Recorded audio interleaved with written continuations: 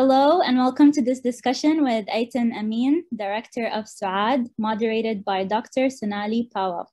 This conversation is presented as part of Mizna's 2021 Twin Cities Arab Film Fest, which is taking place online and in person through Sunday, October 3rd. I'm Ruba Al-Malik, Literary Programs Manager with Mizna, a nonprofit arts organization that provides a critical platform for contemporary literature, film, art, and cultural production centering the work of Arab and Southwest Asian and North African artists. For more than 20 years, Mizna has been creating a decolonized cultural space to reflect the expansiveness of our community and to foster, exchange, examine ideas, and engage audiences in meaningful art. Named City Page's Nonprofit of the Year in 2020 and a Regional Cultural Treasure in 2021, we published Mizna, an award-winning Swana Lit and Art journal, produced this Arab Film Fest, and offer classes, readings, performances, public art, and community events. I want to thank our festival sponsors and funders who are listed on the festival page. We at Mizna do this work as a labor of love and always prioritize supporting our artists financially. Please consider supporting our work to help provide programming like this discussion by making a donation at mizna.org. I'll now be making introductions and then turning my camera off so the discussion can proceed. I am very, very pleased and excited about this discussion today. I'll begin by introducing Dr. Sonali Pahwa. Sonali Pahwa is Associate Professor of Theater Arts and Dance at the University of Minnesota and anthropologist of theater and performance. She is the author of titled Theaters of Citizenship, Aesthetics and Politics of Avant-Garde Performance in Egypt. Her recent research on social media performance explores the use of YouTube, Instagram, and TikTok in the Arab Gulf countries. Pleased to have you, Doctor. And we're also so honored to be joined by the wonderful filmmaker of Souad, Ayten Amin. Ayten Amin has been working in the film industry for the past 12 years. Her first short film, Her Man, was selected by Clermont-Ferrand Film Festival. And after receiving several national prizes, it was exclusively acquired by Canal Plus in France. In 2013, her debut feature film, Villa 69, received the Special Jury Award for Arab Film at the Abu Dhabi Film Festival. Amin has received multiple prestigious awards and recognitions, including the Cairo Film Connection Award for Best Film or Hubert Ball Award at Durban Film Mart.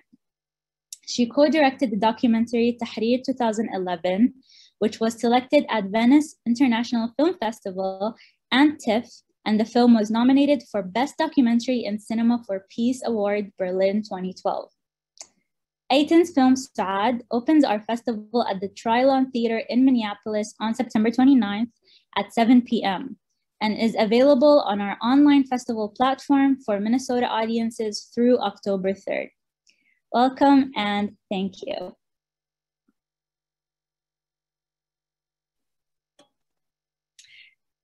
Thank you, Ruba, for this introduction. And thank you, Ayten, for making such a fascinating, stimulating, and smart film.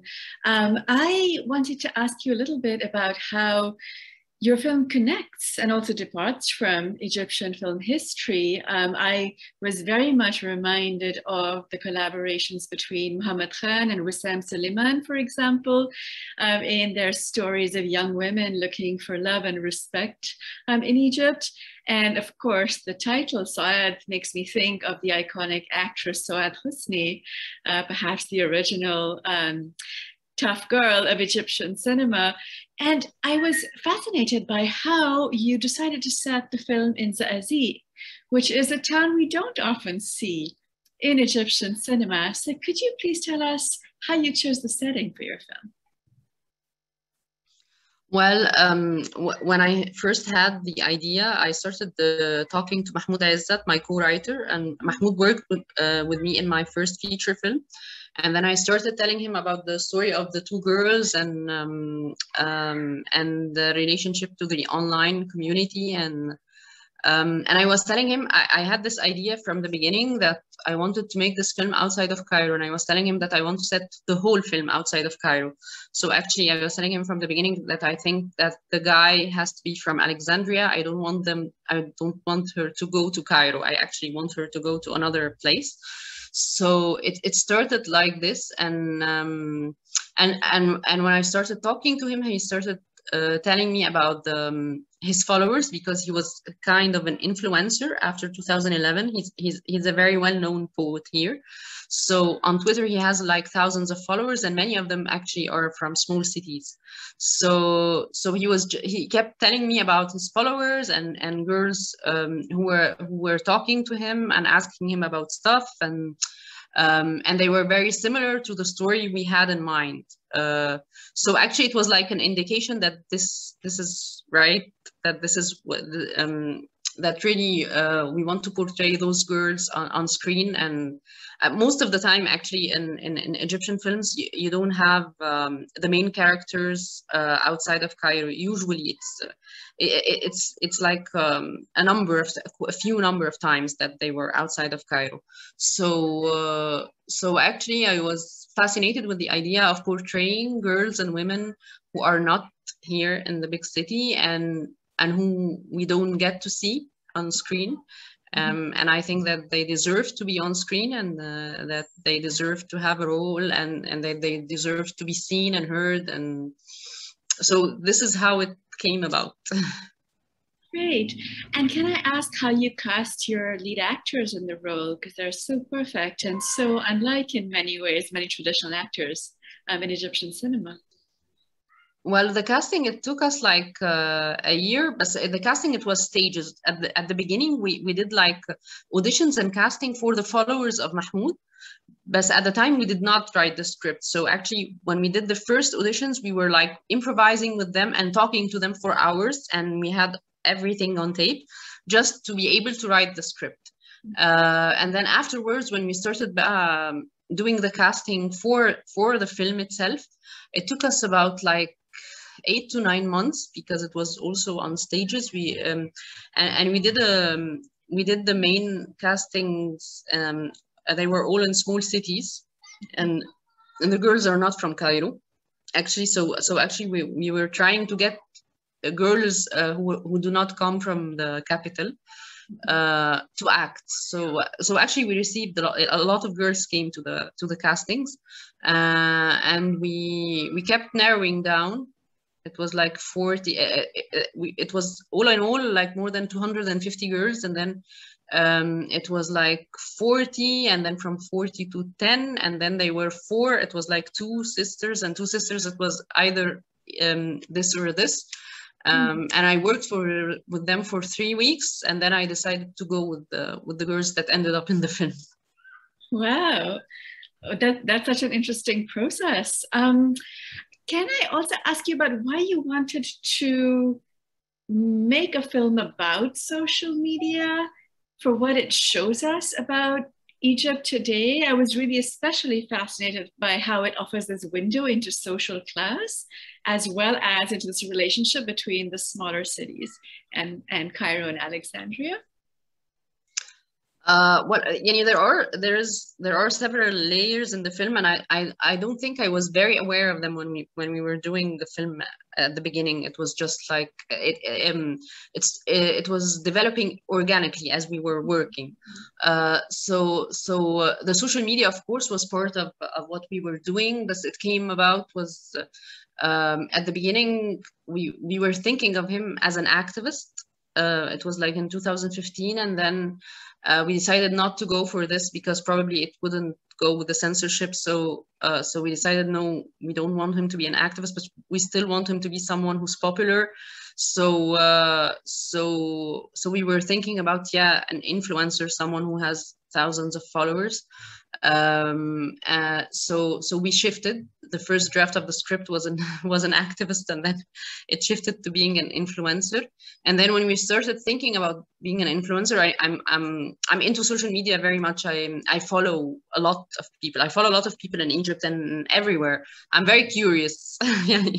It's something that feeds my curiosity. So I was following a lot of girls, a lot of boys, a lot of young men who were doing a lot of stuff. So I was fascinated with this world, and I started. I was also fascinated with the idea of incorporating this the way of shooting with mobiles into the cinematic style of the film. Mm-hmm.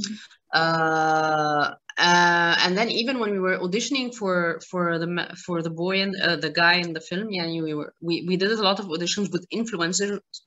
They were real. One of them might have ended up in the film, but he was not the right choice. So actually, I talked to them a lot, and I worked with one of them for more than a month.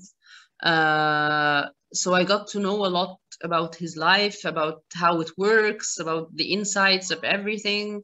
He was talking to me about his other friends, about the girls they talked to. So I had this whole world that was opening up for me as we were preparing for the film. And also with the girls, I have to say, because when I started working with the girls, they were I thought they were following a lot of people that I knew nothing about.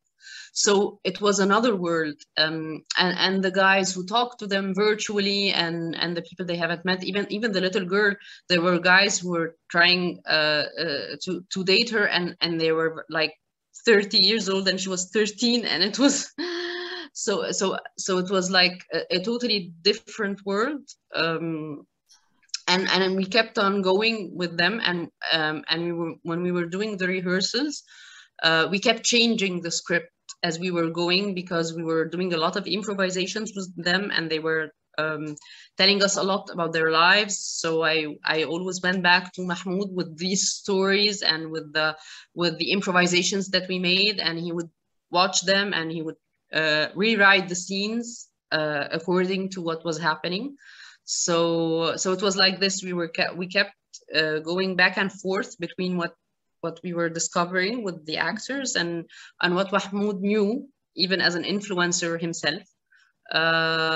So it was ongoing. It was not a decision from the beginning that I'm going to deal with social media as something.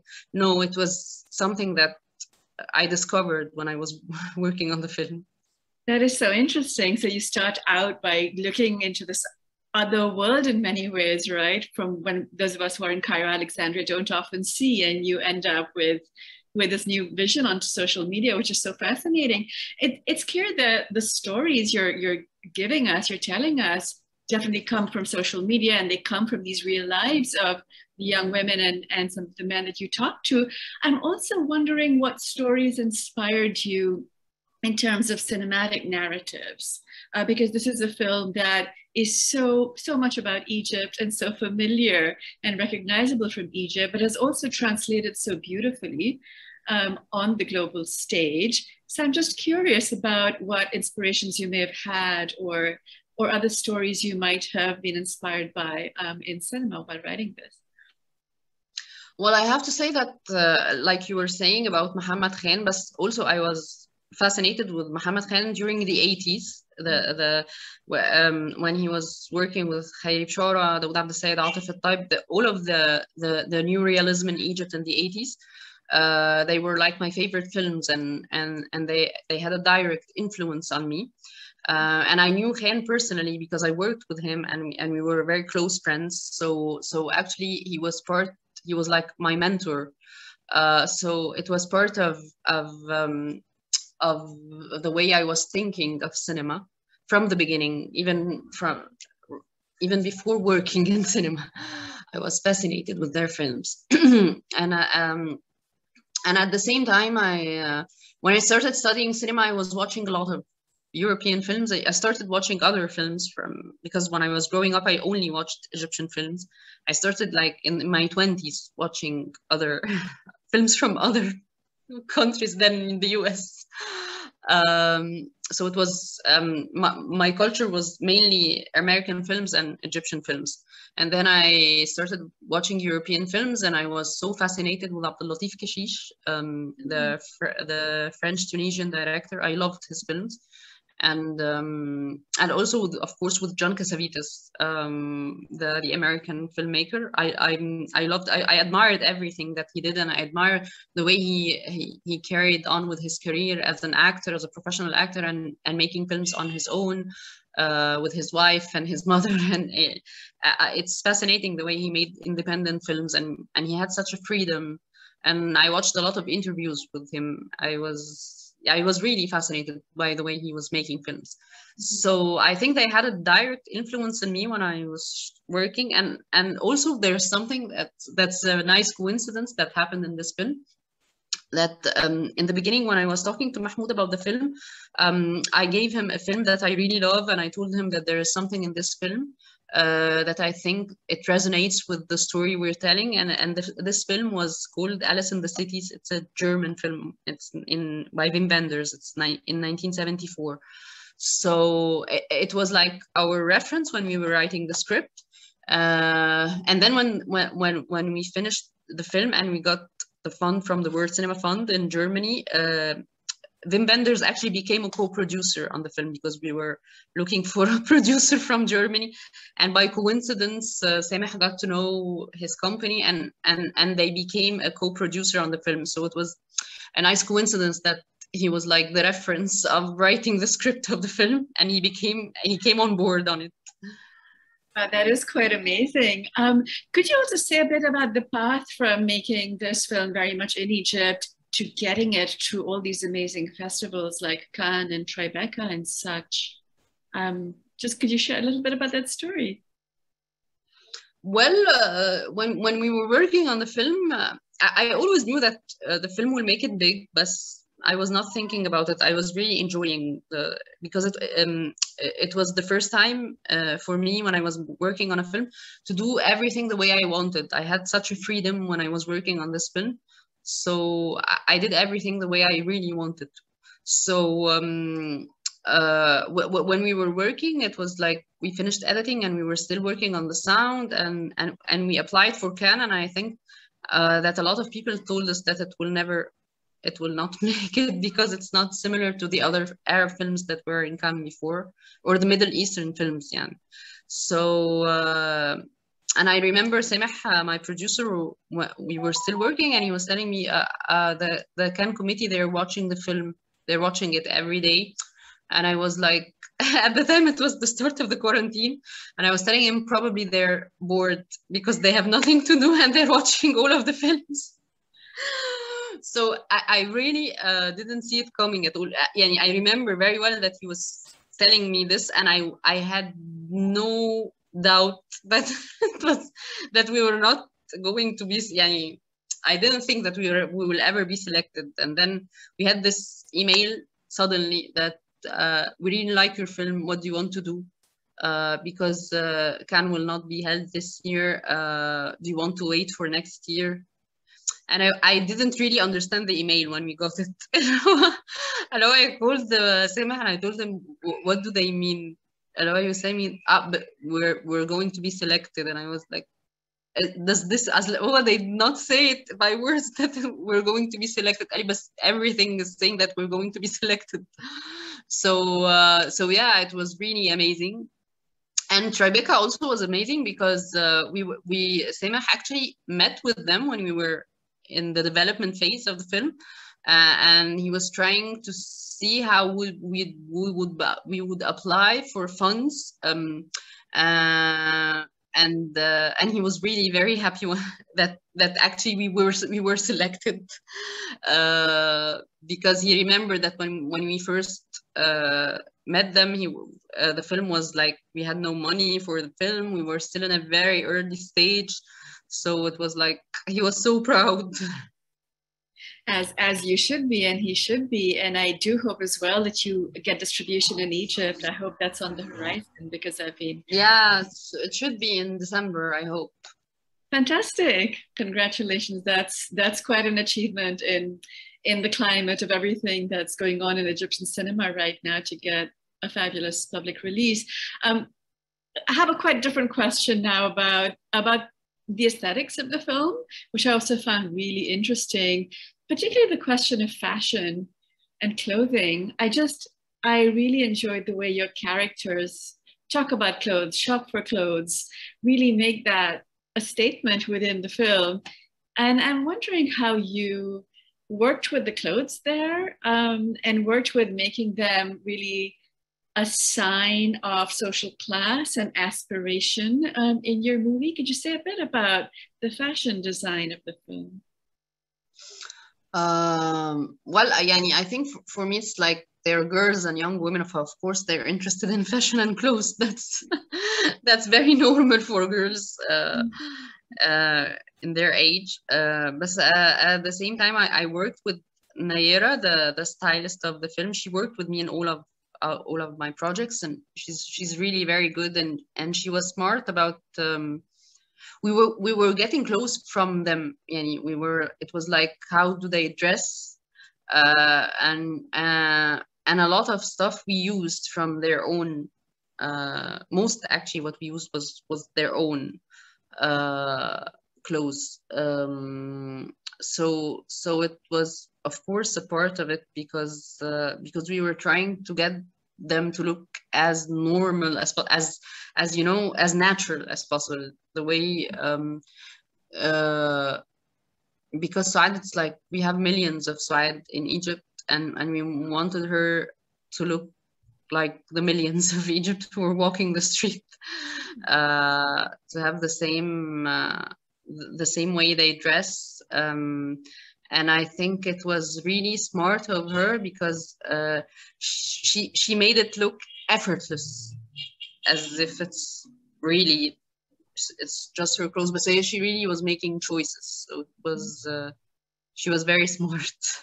That's great, because it also blends so nicely with the social media aesthetic, right? Like the style of filming yourself in your bedroom, whatever you happen to be wearing at that time.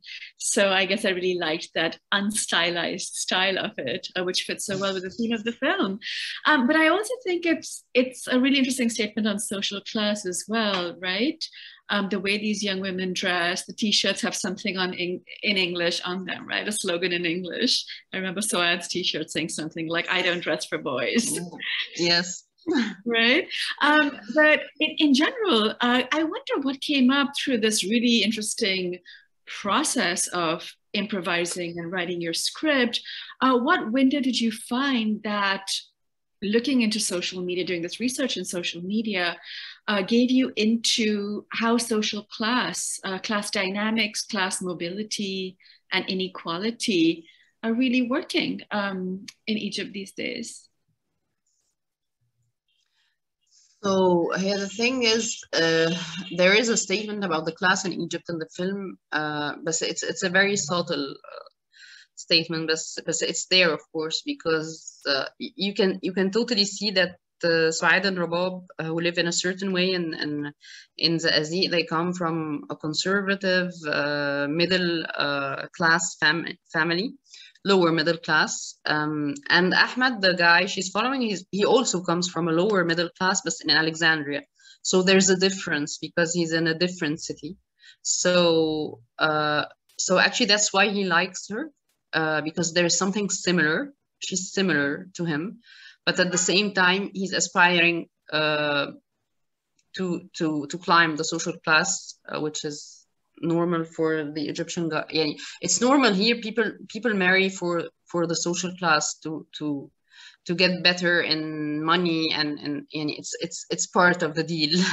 So the thing is that he has a girlfriend who comes from a much higher social class, but at the same time he will be more attracted to Souad, and he would like to flirt with Souad, because because there's something similar, and there's something also about that she's fascinated and impressed by anything he says, and this is something Egyptian guys love, that she's easily impressed. So he would marry his girlfriend because it's better for him as a social class, but at the same time he would really be attracted to someone like Souad. So it's like this duality in him. And I don't think he's a mean person. He's not. He was just brought up like this. He has this privilege, and he doesn't even realize it till the second half of the film that that he really did something. So it's so it was, yeah, of course it has to do with the social class, and it has to do with the also how men are brought up here, and I really I actually have a sympathy, not a sympathy, an empathy for what's happening with them, because he is as troubled as Souad. He's not in a better place. He is as troubled. He has a double life. He lies. It's the same, but in another way. So at the end, what seems like a privilege is not really a privilege, because he's also trying to pretend and to in order to be accepted. So it's complicated here. This is so interesting. I hadn't thought about it, but of course you're right that he has this gender privilege, which he realizes only later in the film. And this makes me wonder, are the young women who kind of discover their power in social media, right, by posing and wearing that red lipstick and flirting online, are they gaining some of that privilege too? Like, do they feel that they have some of that power, or is it eventually going to be sort of tragic, a kind of tragic illusion that they can have that? It's tricky a bit, because I think that there's a freedom, but it's a fake freedom, because you have a freedom for certain hours of the day where you use the social media, but at the same time it's not real, because it's not really in your life. So I think that the thing is, it's like something for her to enjoy for 2 hours in the day, and at the same time she goes back to her normal life. So I think it gets more depressing. Yeah. So it's I don't know. I agree that it's a very complicated and paradoxical dynamic, but you portrayed it so beautifully. So I just wanted to dig into that a bit. So, I mean, as you know, there's been so much controversy about young women on social media in Egypt, right? Like people like Haneen Hossam being jailed and arrested for like being too provocative on TikTok, for example. And it's very easy to just say social media doing harm to young people. And your film, of course, shows us so much more than that. So I wonder if you had to speak back to the critics, especially the Egyptian critics of social media, who say that it's just harming everyone's life and making them live in an alternative reality, perhaps even corrupting their morals. What would you hope they would see differently from your film? So the thing is, it's not really corrupting their morals at all. The thing is, it's just exposing them to something else that they don't want them to be exposed to. So at the end, the gap just keeps getting bigger, and it's not about something wrong in the social media. It's about something wrong in our social life. So. I don't think we're criticizing the social media on the film as we're criticizing just the duality that we're living, and this is for me the issue, that why do we have to have two personalities? It's okay to be one and to be accepted. Indeed. And in that respect, I was also fascinated that you basically have two personalities as your protagonists, right? It's almost halfway through the film that we switch from the perspective of Souad to that of her sister Rabab. And I was just fascinated first by the choice of those names. And Rabab, they're like this kind of accompanying instrument in some ways. But I wonder if you could say a bit about that duality as well, right? And how having two protagonists who are these two sisters illuminates that in some way? No, the thing is, if I have to, yeah, if I'm rooting for anyone in this film, I'm rooting for Rabab, of course, because for me, of the three characters, she's the only one who's true. All of them lie, of course. All of the characters in the film lie. And that's something very normal because you have to lie in order to get by in your life here. So I understand very well that they all lie, and I'm not judging them for lying, but I'm rooting for Rabab because she's the only one who's not pretending to be someone else. She's actually more herself. And she has more courage than both of them. So actually. There's no duality for me between Souad and Rabab because Souad is like Rabab for me is like the updated version of Souad. She's like more I think not more mature but some more and not grown up, but it's she's like not hiding, and that's the point. She's not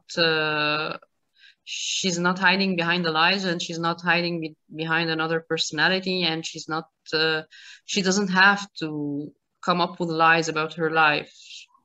She's just the way it is, and I hope that the younger generations are more like Rabab. I think they are. So that's great. Yeah, she is this very grounded character who indeed will go far, I think, as an actor as well. She's a wonderful actor. So thank you. Yeah, she's beautiful. Yeah. So just to close us out, since you have made this amazing, successful film, I wonder what new opportunities are coming your way and what plans you may have in the next year or so. What are you working on next? Well, I'm working on a TV series with Netflix now. I'm shooting actually in a few days, and at the same time I still have a project with Mahmoud also. We're still working on the treatment of my next film. So for me, like because I have a parallel career with TV. I did a TV series in Egypt that was a big hit. So I'm like in cinema. I work on more films for myself, or more art house films, the personal films. And for TV, I'm working on much projects like that are for the masses a bit. They're in, and for me it's a nice combination, because when I'm working on TV I develop a lot of experience, and I get to try out a lot of things that become very useful for me when I go back to making my own films. Mm-hmm. Mm-hmm. Could I ask about the Netflix show? I'm very curious. It's about teenagers also. Yeah. Well, when can we look forward to it, do you think? When? What? Yeah. I can't hear. Sorry, when do you think we might be able to watch it? I think next summer. I guess next summer. Okay, fabulous. I'll be looking out for it if it gets to Netflix USA, inshallah. But thank you so much. Great. Thank you. And I guess over to Mizna now. Thank you. Thank you so much.